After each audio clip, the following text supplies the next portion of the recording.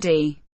Today we are going to cover art, Nuclear Revenge, you arrogant one, my story of revenge that went even further than planned. Long story short, GF cheated, got her lover arrested, got her a DWI, then karma bitch slapped her.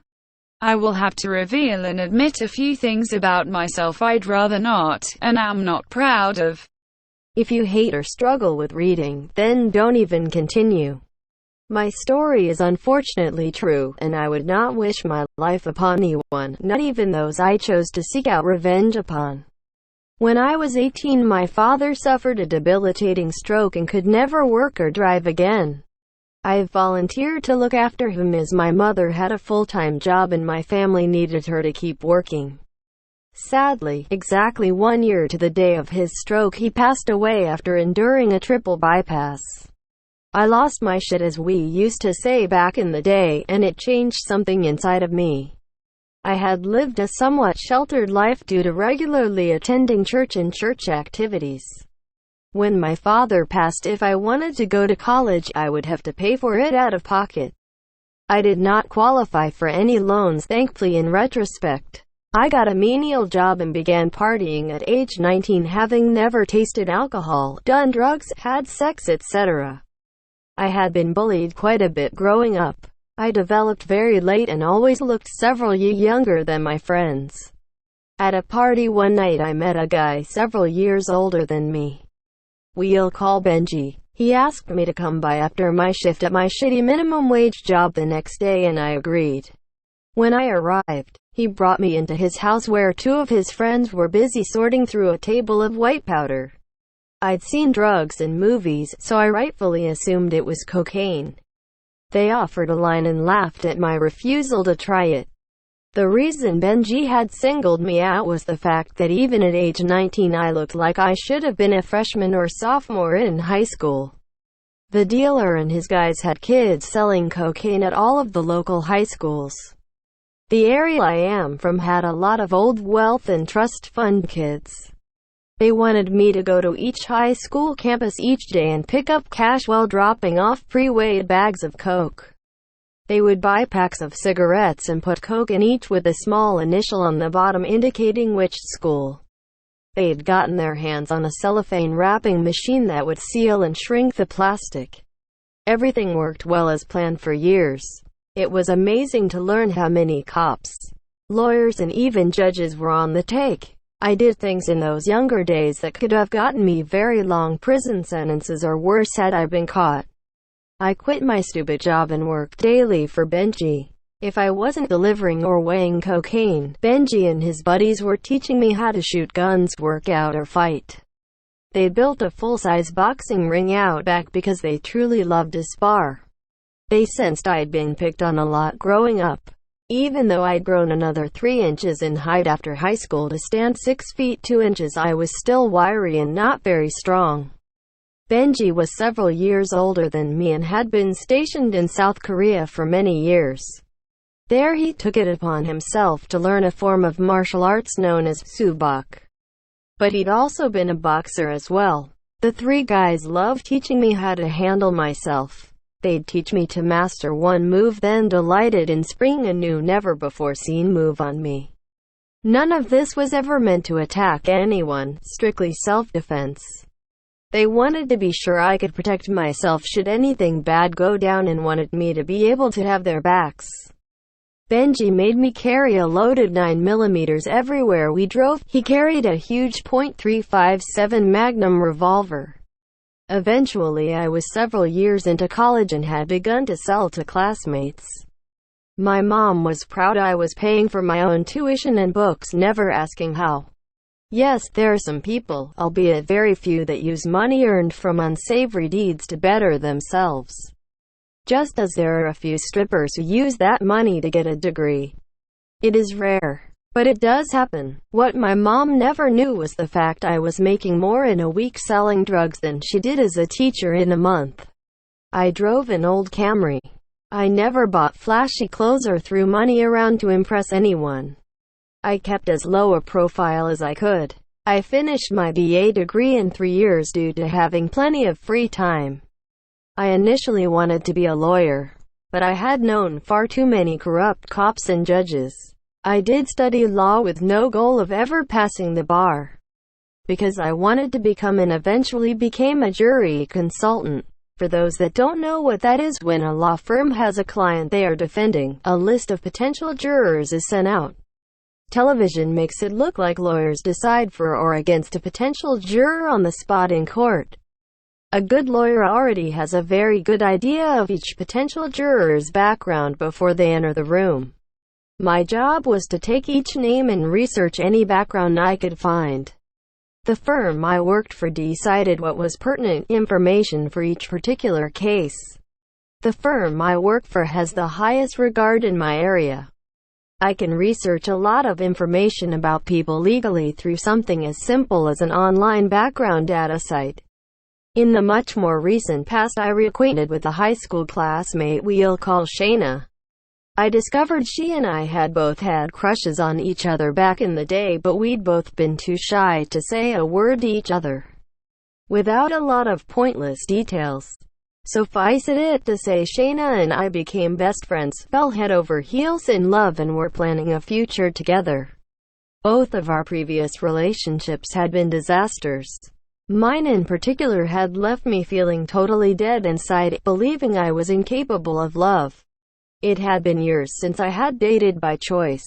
My previous ex, we'll call Allison, had done things cold and utterly heartless to cause our breakup. I was nothing but good to her, rescuing her from an abusive relationship. Never abused her and let her know no human deserves to be abused. When she stabbed me in the back and left me, my life was in total ruin. Finding Shayna didn't just give me hope. It made me realize that every relationship before her had been pointless. Shayna was the love of my lifetime. We were meant to be together and finally were. Sadly, 5 years ago I awoke to discover Shayna was not beside me. I thought nothing of it until I went into the laundry room to find her face down in the floor. When I picked her up, even before I turned her over, I knew something was wrong. Her body was completely stiff. When I did turn her over, I realized she was dead. Rigor mortis had already set in and her face was frozen in the most painful expression of agony you could imagine. I called 911 even knowing she was already dead and long past saving. I really don't want to go into detail about that night. Suffice it to say the cops suspected I'd done something or shared ordered. For 5 hours detectives went through everything we owned. I was questioned repeatedly, the same questions by multiple cops.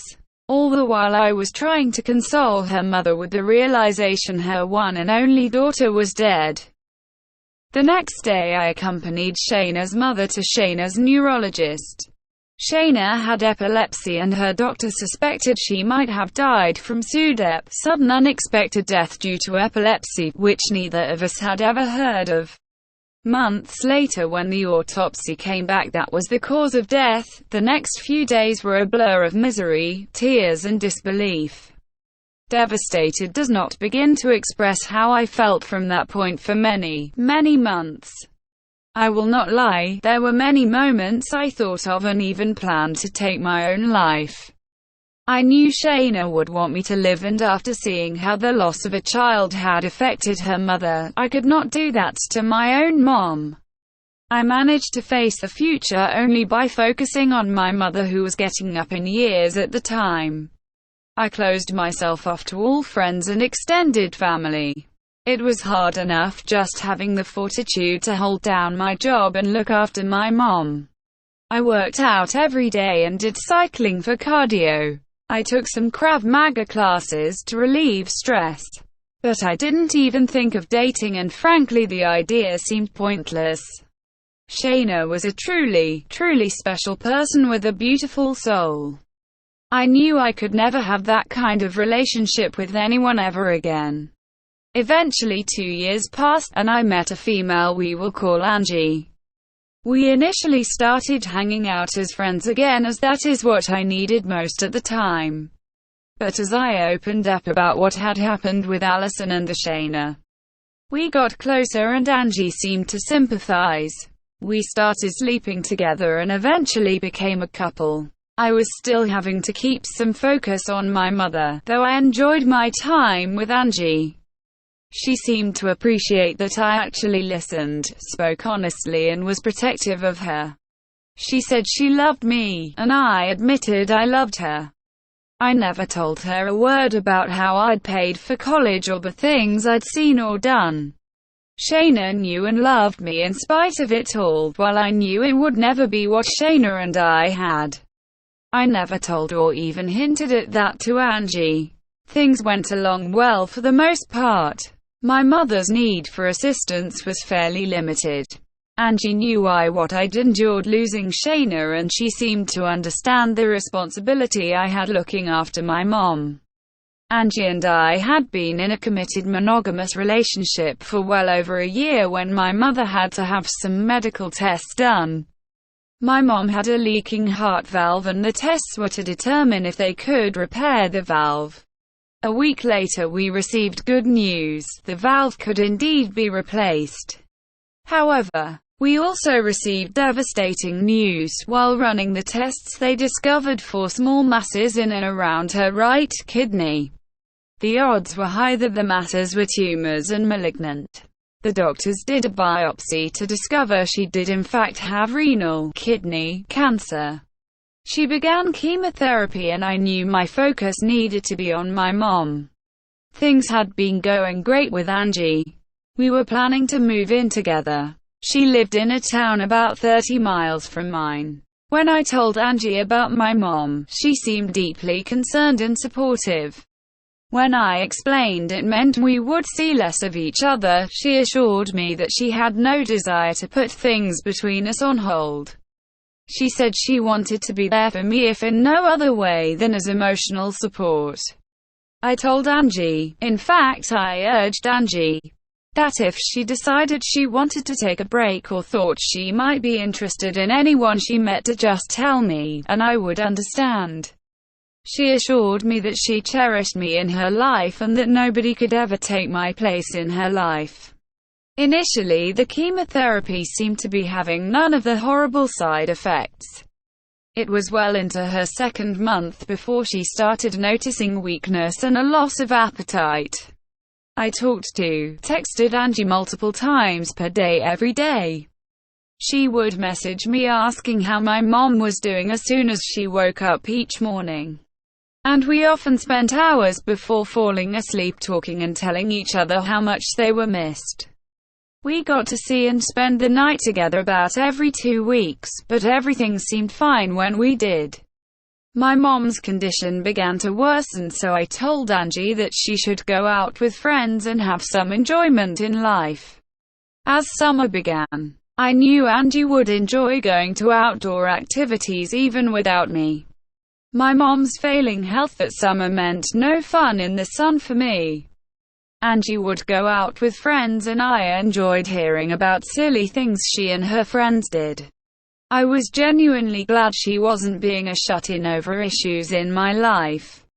She always expressed concern and sadness each time I told her what was going on with my mom. The chemo was in fact killing the cancer cells. However, she was growing more and more frail. I realized cancer was no longer killing my mother, the medicine was. I needed to take a break, so a group of ladies from my mom's church came to sit with her to give me a little free time on my own. I called Angie as I was nearing her town. She gave me the address of where she and her friends were to meet them. When I arrived, I saw most of her friends, which I'd already met. As I made my way through the house to the back deck, I saw a guy sitting very close to Angie. They were both laughing and cutting up with other friends. She introduced me as her boyfriend to the guy we will call Will. He shook my hand, insisting he was glad to meet me. I was cordial to him. I don't think Angie suspected I immediately felt something was amiss with Will. I suppose many people get a gut feeling when they encounter someone shifty. Due to my own criminal activity many years before, my takes one to know one instincts told me there was something shady about Will. I knew he was new to their group of friends. None of them, including Angie, had known him longer than a couple of months. I must be clear that I know now what I felt at the time was not jealousy. Angie had many male friends, all of whom I genuinely liked. But there was something I sensed about Will that made me a bit skeptical about his character. I tried my best to ignore it, writing the feeling off as mere jealousy. I began to talk with Angie and her friends, trying to put my mind at ease. I monitored Will from afar and interacted with him cordially. Angie and I stayed at her place that night before I had to leave to head home. Over the next several weeks my mother's condition began to worsen. But Angie and I spoke and texted throughout the day every day. In hindsight, I now realize I was initiating most of our communication, but at the time I wasn't keeping count. One day a few relatives volunteered to look after my mom to give me a break. I headed to see Angie, calling her on the way. She told me what restaurant she and friends were having dinner. So I made my way there. I was pulling into a parking space and saw Will get into a late model black Mustang. He pulled out, though he did not see me, unfamiliar with my car. I made my way inside, where Angie and her friends greeted me with hugs and words of sympathy and encouragement. We all had dinner and a few drinks before Angie and I went back to her place. Before bed, I casually asked why Will had left before I got to say hello. Angie stated she had no idea Will had even been at the restaurant.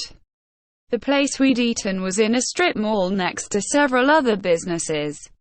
I thought perhaps he had come out of one of those stores and neither Angie nor her friends had seen him. At any rate, I again stayed with her that night before heading back to my place about noon. The next day my mom became very ill and had to be taken to the hospital via ambulance. She had pneumonia and was extremely weak due to the chemo and susceptible to many ailments. For 3 weeks she was hospitalized. They gave her many medications via an IV. But her condition worsened each day. The doctors finally informed me she had at most a week to live. I knew she would not want to leave this earth in that hospital room. So, the staff made arrangements for hospice to bring her home and help me make her last few days as peaceful as possible. When everything had been set up, we brought my mom home. Though extremely weak, she was glad to see her house and familiar settings once again. We both knew she didn't have much longer to live. While she was a bit afraid, she also told me she was ready to go and see my father once again after so long. I got one of my cousins to look after my mom for a few hours, got in my car and drove to see Angie without calling. I hadn't called because I was crying so hard facing my mom's impending demise. I wouldn't have been able to talk. When I arrived at Angie's house, I saw a black Mustang parked in her driveway behind her car. I actually didn't think anything of it as I was so focused on soon losing my mother. I used the key she had given me to enter into the kitchen as we always did. As soon as the door opened, I heard loud music playing but still didn't really suspect anything. I saw no one in the living room or on the back deck. I walked down the hallway toward her bedroom and I heard noises coming from inside. As I reached for the door handle, I stopped. I realized the sounds I heard were sexual in nature. My heart sank even further as I pulled back my hand, not wanting to draw attention. Her bathroom was connected to a guest room with an adjoining bathroom. I quietly walked around and into the unlit bathroom to find her bedroom door open. I stopped in my tracks as I saw them both completely naked going at it, oblivious to my presence. Honestly, my first instinct was run full speed and introduce his face to the back of his skull with my knee. But I knew I had to stay out of trouble for the sake of my mother and my job. So, I slowly backed away, shaken with anger. I went back through the guest room, out of the house, and to my car. I hadn't been seen. I just sat there in the car bawling my eyes out. After about a half an hour, I cranked my car and headed back to my mom's. I told no one what I'd just seen. Everyone assumed my tears were totally in regard to my mom. They of course partially were. But the betrayal I'd just seen witnessed was like something so sadistic I struggled to grasp it. My logic knew my mom was my top priority, especially so close to the end. Yet I felt so deceived by Angie. I felt a rage like I'd never known before, and I'd felt plenty of rage. I thought of calling Angie, letting her know what I'd seen and cursing her out. But I knew if she didn't care enough to be faithful to me while my mother was on her deathbed, a stream of profanity wouldn't bother her. I made sure my mother was comfortable and went to try and sleep in my old childhood room. I cried, I slept. I woke up crying, and cried some more throughout the night. I awoke to my cell phone ringing and saw it was Angie calling. I ignored the call and the urge to slam the phone against the wall. I went in to check on my mom, who was in a deep sleep due to the morphine sulfate they had her on. I managed to text Angie I was very busy with my mom and would call her later. After forcing myself to eat food I didn't want and taking a shower, the hospice nurses came by to check on my mom. After checking her vital signs, they regretfully informed me that my mother would die within 48 hours.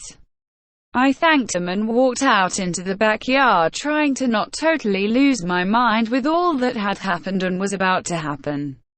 I managed to text Angie and told her my mother's condition was about the same.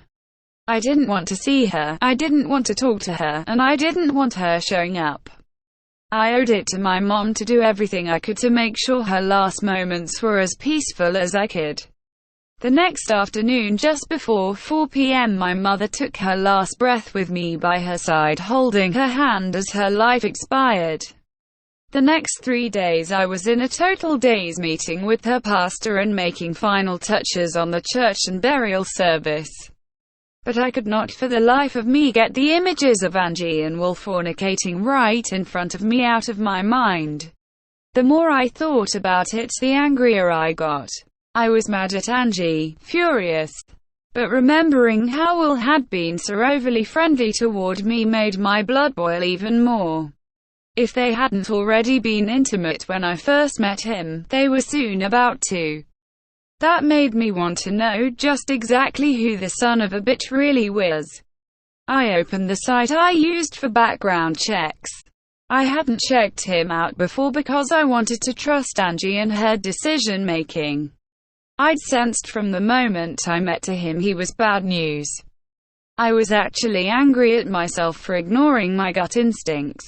I knew nothing but his first and last name. It was a distinct last name I had difficulty spelling correctly.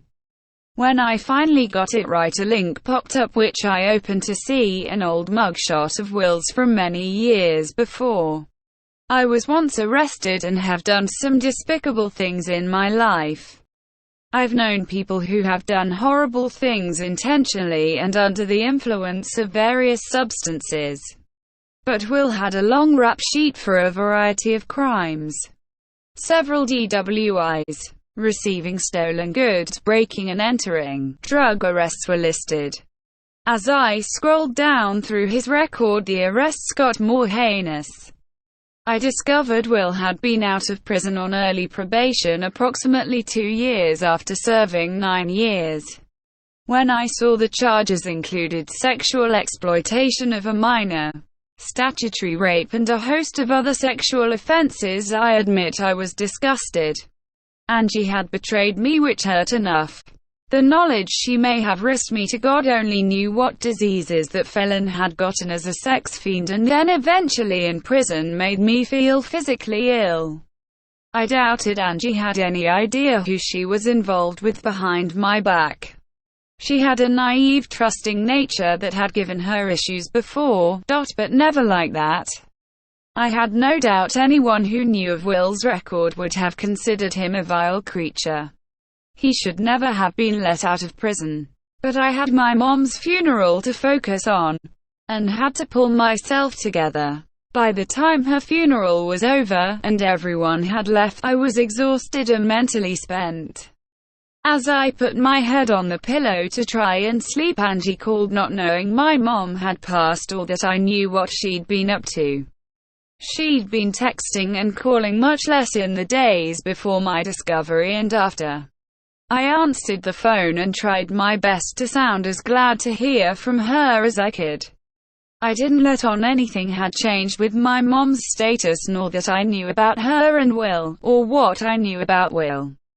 I let her do most of the talking and internalized every word I knew to be a lie, as if I totally believed her and appreciated her false sympathy. When she claimed she missed me as we said goodbye, I lied and told her the same. But in all honesty, at that moment, if she'd dropped dead, I would not have cared in the least. I had a few weeks off from work for bereavement. I knew things with Angie were over and done with, but part of me couldn't help but struggle with how cruelly she had treated me, intentionally or not. I was glad to know the truth about her and about Will before any further lies and betrayal could occur. But I felt what both of them had done to me at a time when I was struggling to keep it together was just flat out wrong. I wanted revenge. I wanted to destroy both of their lives and yet never let either know I had any part of any of it. I called my Human Resources Department and filled out the necessary FMLA, Family Medical Leave Act paperwork to stay out longer than my given 2 weeks. I truly had no reason to worry about getting fired. But I took the legal route and had enough of a nest egg to pay my bills for half a year or more if I needed to. Revenge on Will was quite easy. As he was on parole and a felon, even a minor charge would get to him sent back to prison to finish his original sentence. But I didn't want him to just have to finish out his original sentence. I wanted new charges that would bring him so much time behind bars he never saw freedom again. I'd met his parole officer on many occasions, and she knew me well enough that if I had called, she would have investigated Will. Felons have difficult times gaining employment. If he had a job, I had my doubts he was gainfully employed to be able to afford a new Mustang and insurance. I parked down the street from Angie's in a car she would not be familiar with. I saw Will's car in her driveway. I had 2 iPhones on my account, one for work and the other for personal use. I walked down to his car and stealthily duct-taped my work phone securely to the underside of his back bumper. Back in my car, I used the Find My Phone app to locate my work phone where I knew it to be. Around 2 a.m. when I heard him rev his engine before pulling off from her driveway. I casually followed him, not wanting him to suspect he was being followed. I was about a quarter mile away from the phone signal when I noticed my phone had stopped moving. I followed the signal to a cruddy-looking house in a below-average part of Angie's town. His car was parked, and he'd already gone inside. I wrote down the license plate number and parked down the street. I slept several hours in view of his house after seeing no activity. When the sun rose, I went and bought some breakfast to eat and returned. Over the course of the day, it was easy to tell either Will had a lot of friends who saw no reason to stay and talk very long, or he was dealing. He was most likely dealing a highly addictive substance like cocaine, heroin or meth.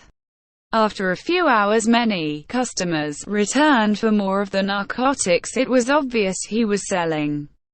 I took photos of each car that stopped by along with some video. I went back each day about the same time to document the continuing activity. I also observed each night about 6:00 p.m. when I knew Angie was getting off of work he would leave. I trailed him each night to see him meet Angie at a restaurant or went straight to her house. I had major doubts she'd ever been to his house, at least not that house. I had enough evidence to turn over to the local police. But I decided to document his activities one more day, as I knew he hadn't been out to get more drugs to sell. That last day, as I staked out his house around 3 p.m., people stopped coming by, which was unusual. I sat and observed when about 30 minutes later a large black Cadillac Escalade pulled into his driveway. I had usually seen no more than one person get out of a vehicle to go into Will's house. This time I observed 3 large males exit the vehicle and open the back door to escort a middle-aged man inside. They stayed in Will's house for over 2 hours, which absolutely nobody had been doing. I was fairly certain the middle-aged man was his source for the drugs he was selling. I drove by taking a picture of the Escalade license tag. At home I downloaded the photos and video I'd taken of Will's activity to my computer. I made a detailed report citing activity from the 4 days I'd observed what was going on. When finished, I printed out 30 pages of photos of people heading for Will's door to buy drugs. I saved all video of activity I'd recorded to a flash drive and placed it into a small plastic box for safekeeping. I knew it wouldn't take much to convince the police of what Will was up to. I was giving the cops actual admissible evidence with times and dates stamped on each photo and video. But I wanted to put so much heat on him that the police would be the least of his worries. The next morning I went by the town's police station in Angie's Town. I calmly walked in requesting to speak with someone in their narcotics division. A uniformed officer came out from the office section. I shook his hand and I handed him one of my business cards. He stared at the card for several seconds as 2 of the lawyers in the firm I worked for regularly worked in Angie's Town. The cop knew the business card carried quite a bit of clout even if I never passed the bar exam. I told him I had some information he might want to take a look at. The detective happily led me back to a conference room where we made small talk about mutual acquaintances.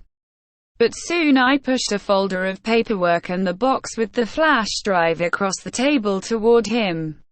Listed on the first pages was Will's full name, date of birth, his criminal record and parole officer. The detective examined the photos and I sat quietly as he did.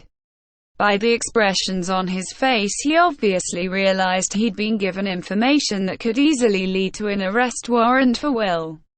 He must have also imagined how much narcotics those arrests could get off of the street, potential promotions and other positives. He thanked me for the evidence and placed the folder back down on the table. He asked me if I would be willing to testify. I explained the damning evidence was so I wouldn't have to. He smiled and casually asked if there was anything I needed. I explained that I felt Will had been allowed out of prison far too soon. It was obvious he had not been rehabilitated and deserved to go back to jail for much longer. The detective agreed but again asked what I wanted in exchange for the information. I pulled out a photo of the black Escalade with license plate number and pushed it toward him. I asked him to write the tag number down for his own benefit. I explained the owner of the Escalade might be an even bigger drug dealer. I reaffirmed I wanted my name kept out of any police or court reports. He agreed. I then lied and said my firm was representing someone who may have been set up by the owner of the Escalade.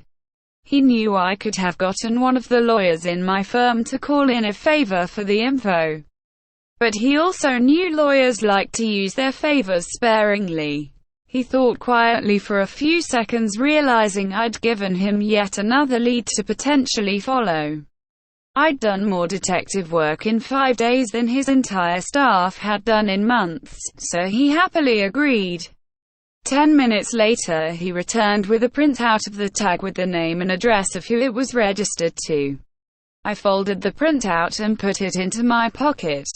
The detective and I made some more small talk about sports and cars before I shook the detective's hand and headed out to my car. I drove home knowing a judge would soon be filling out an arrest warrant for Will. I kept to myself for a few days, monitoring the arrest reports from Angie's local paper online.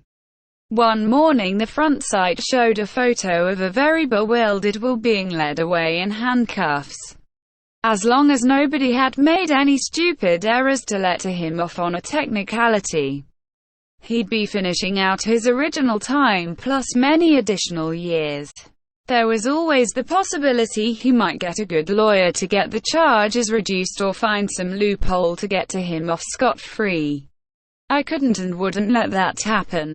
I drove to the location the cop had given me. Sure enough, there was the large luxury vehicle sitting in the driveway of a modest house. Down the street I waited about an hour until I saw what I believed to be one of his bodyguards leave in a different car. I followed and watched the guy go inside a mini-mart. I parked around the other side so my vehicle was hidden. I got out of my car, lit up a smoke and waited for the guy to come out. My sunglasses obscured my face quite a bit. When he exited the store, I called him over telling him I needed to tell him something.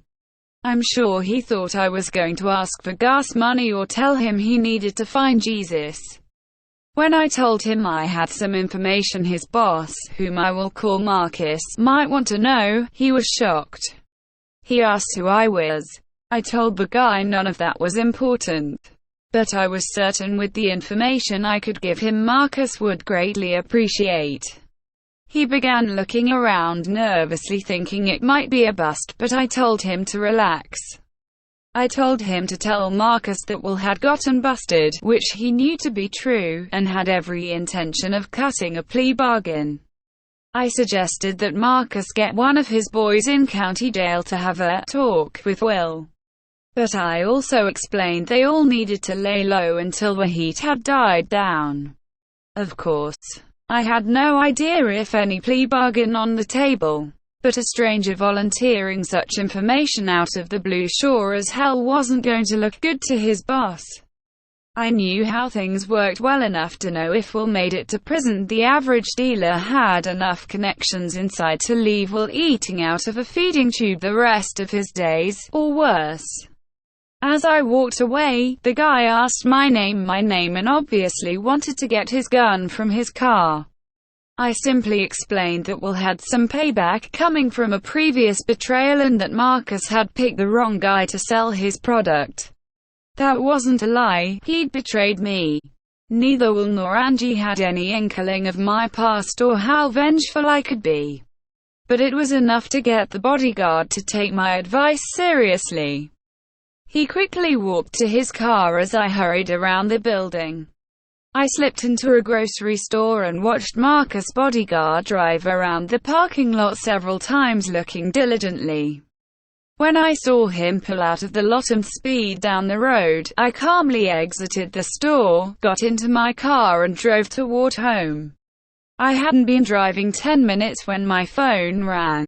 The caller ID let me know it was Angie calling. When I answered, I tried to act surprised and happy to see her.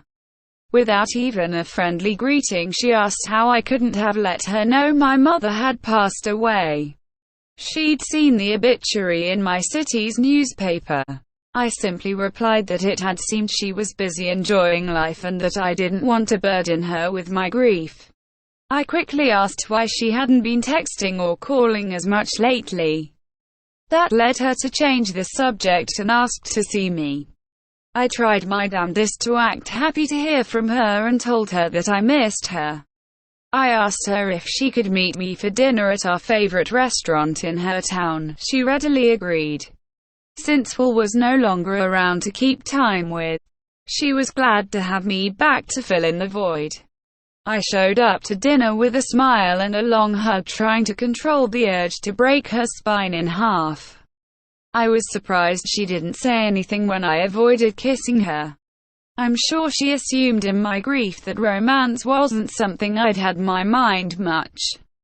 I just had a very good idea what her mouth had been doing, and I didn't want Will's salad-tossing, knob-slobbering prison germs on me. We sat at the bar and ordered 2 drinks from our favorite bartender. He knew us as a couple because we always tipped very well. When our drinks arrived, I excused myself to the restroom and typed a short message out on my phone that read, "Make my drinks with no alcohol and make hers doubles." When I returned from the restroom, I sat next to Angie at the bar discussing drinks we'd enjoyed but hadn't tried in quite a while. I acted as if I was pulling up the recipe for some unusual drink. The bartender came over and asked if we were ready for another drink. I told him we were celebrating after not seeing each other for quite a while. I held up my phone for him to read the message asking if he knew how to make that drink. He read the message and smiled, agreeing the drink I'd requested was a specialty of his. I'm sure the bartender and Angie assumed she could get as sloshed as she wanted to and that she'd be heading to her place with me afterward. I had other plans. Angie commented how strong hers was. I told her I could barely taste the alcohol in mine. We ordered several more drinks. Angie commented about how drunk she felt. I acted confused, stating I barely felt a buzz at all. After several hours I paid for our dinner and drinks with a sizable tip. As we exited the door, I acted like I'd gotten a very important call which I needed to take. After the obligatory bullshit non-existent phone call, I told her I had to rush back to my town to the office. One of the lawyers needed info for a case early the next morning. I asked her to go to her house and wait on me, promising the errand wouldn't take long. I helped her into her car and watched her pull off before using my cell phone to immediately call the police and tell them I'd seen a drunk driver leaving that restaurant.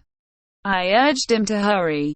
The person was in no shape to be driving. I jumped into my car and headed toward Angie's house about 2 miles away. About a mile from her house I saw blue lights ahead of me and slowed down to see Angie's car pulled over. I knew she was going to get a DWI, as that is in fact what I had planned. What neither she nor I knew was that Will had been using her car to deliver cocaine to low-level dealers under him. They did the obligatory search of Angie's car and found several ounces of cocaine stashed beneath the back seat. I had absolutely no intention of getting her arrested for narcotics possession with intent to sell. But the fact Angie had given me her spare car key the same night she'd given me her spare house key, I knew Will could have just as easily been the one to fuck my life up. Neither still had any idea I knew about their unscrupulous cheating. That was revealed to all later. As I arrived back at my house and my cell phone rang from a strange number. I answered to hear Angie crying and blubbering while trying to tell me something. I got her to calm down. I actually wanted to hear what she had to say. She managed to tell me she was in jail, to which I innocently asked where and for what. When she told me what she had been arrested for, I was genuinely shocked about the drug arrest. I asked her what she wanted me to do. She wanted me to help get her out and asked me to post bond. I explained since my mom had died, I couldn't risk putting up any of my property due to probate issues. I could have easily put my own home up as collateral, but I viewed her drug charges as collateral damage. And she'd damaged my life enough. The charges for possession of cocaine with intent to distribute carried mandatory time. I felt after what she'd done to me, with who she betrayed me with, part of her deserved what was coming to her. I went to her arraignment and sat in the back hoping not to be noticed. As she entered the courtroom, she saw me. I gave her a look of confusion as to how she could ever be arrested for such a crime. I knew damn well how, of course, but I had to act totally oblivious. When she tried to explain to the judge her boyfriend had been arrested for dealing drugs only days before and it had to be his, the judge didn't want to hear it. She turned around and looked at me in shame with tears in her eyes, realizing I knew she'd been cheating. I shook my head in disgust as they led her away. She knew any attempt to contact with me ever again would be a fool's errand. Bond was set extremely high for both.